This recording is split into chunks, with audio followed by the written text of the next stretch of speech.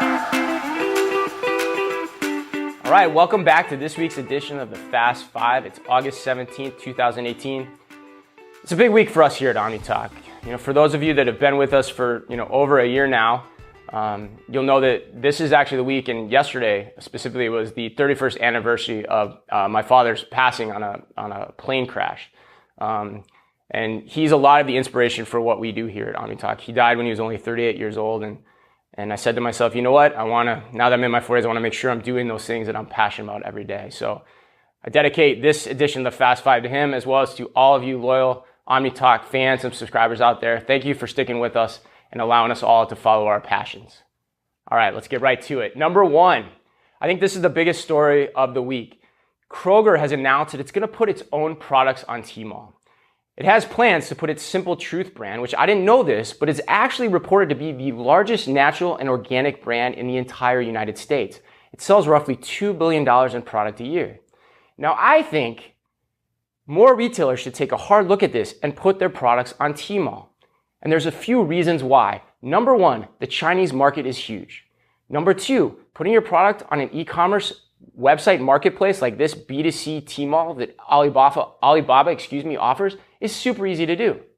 Number three, it shouldn't be distracting to any retailer's mainline business. Chinese operations can exist wholly separate from anything they're doing in the United States. Number four, it allows for new economies of scale. If you think about it, a lot of retailers already produce products in China. So the fact that you can deliver them to the Chinese market should give you additional revenue and lower your expense line from a single point of production. And number five, it's just a great experiment because you might be able to replicate it over and over again. Say a retailer understands and learns how to set up business in China on a Chinese marketplace. Well, I have to think that those same lessons could be applied to, say, India or Latin America. And then lastly, there's literally zero risk to making this attempt. If it doesn't work, what's the worst thing that happens? Failure? That's no big deal. It'll have no impact on your business in America, no impact on a retailer's brand in America. So it's really a no-risk maneuver with a ton of upside. Okay, story number two. Walmart this week released its latest quarterly earnings report, and they blew away expectations. The stock yesterday closed up over 9%.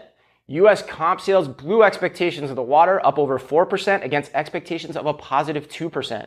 But here was the really big number. E-commerce sales were up 40% over the year before. Now, should we be ready to get on that Walmart bandwagon? Lots of people are.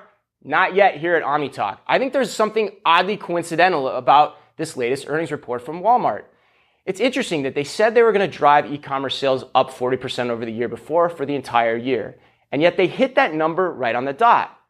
And then if you also look, their margin line also took a hit. Now they claim it's due to increases in pricing and transportation costs and things of that nature. But that's a line where it's really hard to understand what's going on. So I find it oddly coincidental that that line is moving in that direction. At the same time, they're exactly hitting their mark on their targets for e-commerce growth. Had they been higher, maybe I'd think a little bit differently. So from my perspective, it's a little too early to get a read on Walmart, and I'm not quite ready to jump on the bandwagon yet. All right, story number three. Sainsbury has announced that they're going to do a checkout-free experience a la Amazon Go in London.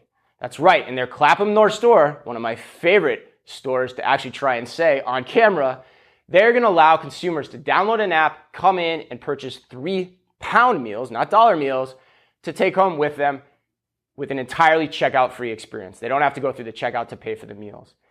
It's just another example of another retailer, this one not in the United States, this one again outside the United States. We've seen it in China. We're going to see more of it in the United States. So keep your eye on this, guys, because it's going to happen really fast. All right, number four. This one snuck up on us late Thursday night. I don't know if you saw this, but the Chicago Tribune is reporting that Google is going to open its first store. There are reports that Google is going to open its store in the Fulton Market area of Chicago. The store is going to carry all of Google's signature products. So think things like Google Home and possibly thermostats, Nest thermostats, things like that. Now here at OmniTalk, we might want to think this is cool, but in reality, we think this is Seth Green, can't hardly wait. Lame! Come on, Google. You're just going to showcase your own products. There's so much more you could be doing. In fact, I wrote a post about this very fact for Forbes. Google, if it chooses to, could actually be one of the leading retailers over the next 10 to 20 years. It's just all in their determination of whether or not they want to go after it. So be sure to check out the link in the description below to read that over the weekend as well. All right, the last story. This comes to us from the desk of Kohls. Kohls has said that they're going to allow Amazon returns in 21 additional stores, which will bring the total number of stores in which they allow Amazon returns up to about 100 stores. We like this move a lot. Goes right with the, hey, if you can't beat them, you might as well join Amazon motif. But at the same time, we think Kohls should look at how to do this even better. If it was us, Kohls, and you're listening, and hopefully you are, because I'm sure that you are. I mean, who doesn't listen to OmniTalk? We would do it this way. We would study the behavior of the returns and the people that are coming in. We try to understand, when are the hours that they're coming in? Are they coming in before work? Or are they coming in after work? Let's say they're coming in on their way home from work between the hours of 5 and 6. That's fantastic. But instead of just allowing that activity to happen and then to try to sell product as people are coming in using your traditional methods, why don't you bring some deal fever back into that period of time? Make that signature hour a period of time where people know they can come into the store, return product, and get something that's totally unexpected.